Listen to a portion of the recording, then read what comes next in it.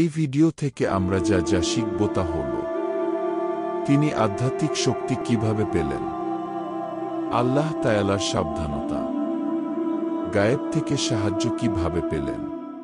আসসালামু আলাইকুম ওয়া রাহমাতুল্লাহি ওয়া বারাকাতুহু। অনেক বছর আগের একটি সত্য ঘটনা।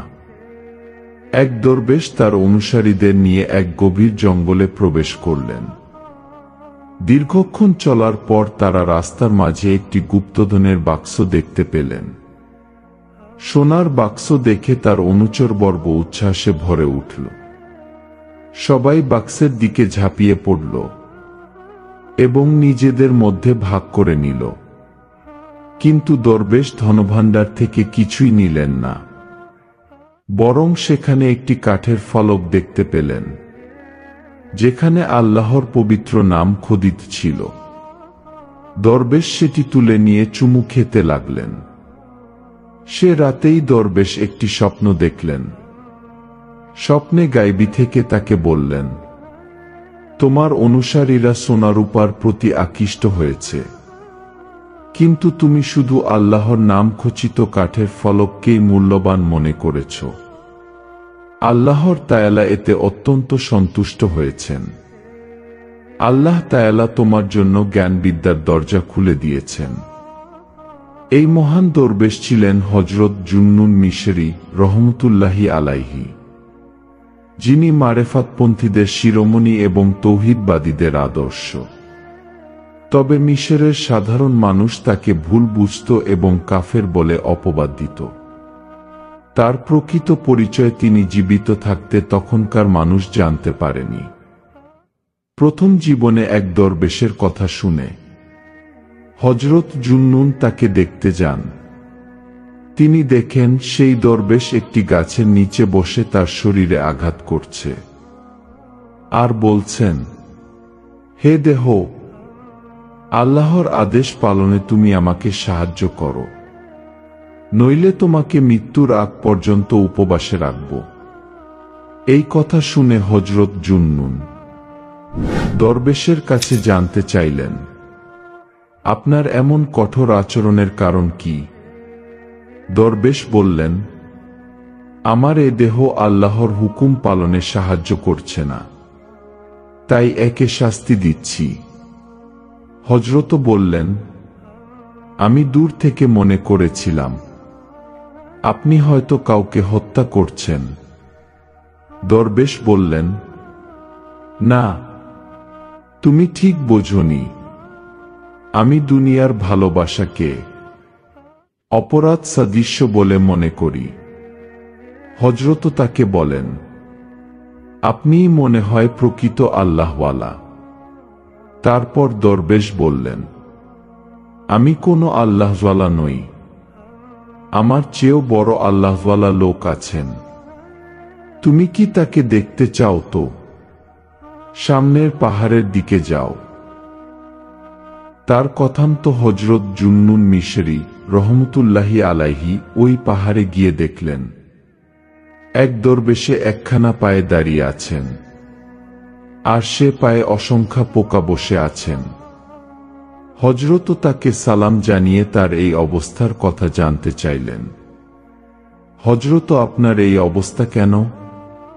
দরবেশ বললেন, একদিন আমি এখানে বসেছিলাম, তখন এক সুন্দরী নারী এ পথ দিয়ে যাচ্ছিল। তার রূপে আকৃষ্ট হয়ে আমি এক পা অগ্রসর হয়ে যাই। তখন আমার কানে গায়বী থেকে ভেসে আসে, হে অমুক, 30 বছর ধরে আল্লাহর ধ্যানে মগ্ন থেকে তুমি কিনা শয়তানের পথ অবলম্বন করলে। তুমি কি লজ্জাহীন? সঙ্গে সঙ্গে আমার চৈতন্য ফিরে আসে। সে থেকে আমি এখানে এভাবে দাঁড়িয়ে আছি। দেখি আল্লাহ আমার কি ব্যবস্থা করেন। এ বলে দরবেশ এবার হযরত জুন্নুন মিশরী রহমতুল্লাহি আলাইহি কে বলেন, এবার বলো, তুমি কি জন্য এখানে এসেছ? তুমি কি সত্যিকারের আল্লাহওয়ালা দরবেশ দেখতে এসেছ? তাহলে সামনের পাহাড়ের চূড়ায় চলে যাও। তারপর হযরত সামনের দিকে হাঁটতে অগ্রসর হলেন। কিন্তু যে দেখলেন সেই পাহাড়ে ওঠা অসম্ভব। তারপর ওই পাহাড় চূড়ায় উঠতে না পেরে হযরত জুন্নুন মিশরী আবার সেই দরবেশের কাছে ফিরে এলেন। তখন দরবেশে নিজেই তার পরিচয় দিয়ে বললেন, ওই পাহাড়ের মাথায় এক কুঁড়ে ঘরে এক দরবেশ বহুদিন ধরে ধ্যানমগ্ন ছিলেন। একবার এক ব্যক্তি কথা প্রসঙ্গে তাকে বললেন, ব্যবসা বাণিজ্য করা ছাড়া লোকের জীবিকা নির্বাহ করা সম্ভব নয়। তার এই কথা শুনে কেমন যেন জেদ চেপে গেল সে দরবেশের মাথায়। তিনি নিজে রুজি রোজগারের কোনো চেষ্টা করবেন না, দেখি আল্লাহ তার রুজির ব্যবস্থা করেন কিনা।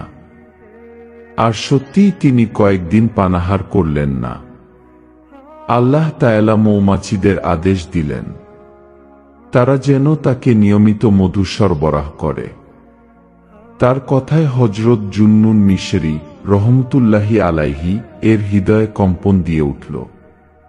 তার মনে জন্মায় যে আল্লাহর উপর পরিপূর্ণ নির্ভরতা থাকলে তিনি অবশ্যই কোনো না কোনো ব্যবস্থা করেন। তিনি এই চিন্তা করতে করতে দরবেশের কাছ থেকে ফেরার পথে তিনি দেখলেন একটি অন্ধ পাখি গাছের ডালে বসে আছে। তার মনে কৌতূহল জাগল, এ অন্ধ পাখিটি কিভাবে আহার জোগাড় করে দেখা যাক। তিনি দেখলেন পাখিটি নিচে নেমে এসে ঠোঁট দিয়ে মাটি খুঁড়ে ফেলল, আর অমনি খাবার ভর্তি একটি সোনার পেয়ালা আর পানিপূর্ণ একটি রূপোর পাত্র বের হয়ে এলো। পাখিটি পানাহার সম্পন্ন করে আবার গাছের শাখায় উঠে গেল, আর পাত্র দুটিও অদৃশ্য হয়ে গেল। এ দৃশ্য দেখে তার আল্লাহ প্রতি নির্ভরতা আরো বেড়ে গেল। অনেক দিন যাবার পরে একবার তিনি নদীর তীরে অজু করছিলেন। হঠাৎ তার চোখে পড়ল এক সুন্দরী মেয়ের উপর। তিনি দেখলেন সুন্দরী রূপসী মেয়েটি সে তাকানো মাত্রই তার দিকে আসছেন। তারপর এসে বললেন, আমি দূর থেকে তোমাকে পাগল ভাবলাম, কাছে এলে তোমাকে আলেম মনে হলো। যখন আরো কাছে এলে দেখলাম তুমি কিছুই নও। এই কথা শুনে হযরত জুন্নুন মিশরী রহমতুল্লাহি আলাইহি বললেন, তুমি কি করে বুঝলে?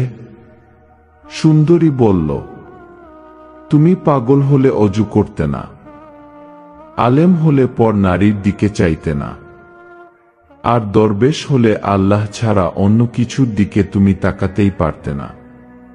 একথা বলে মহিলাটি হাঁটতে হাঁটতে অদৃশ্য হয়ে গেল। তখন তিনি বুঝলেন আল্লাহর তরফ থেকে তাকে সতর্ক করে দেয়া হলো। উনার জীবনের আরেকটি ঘটনা।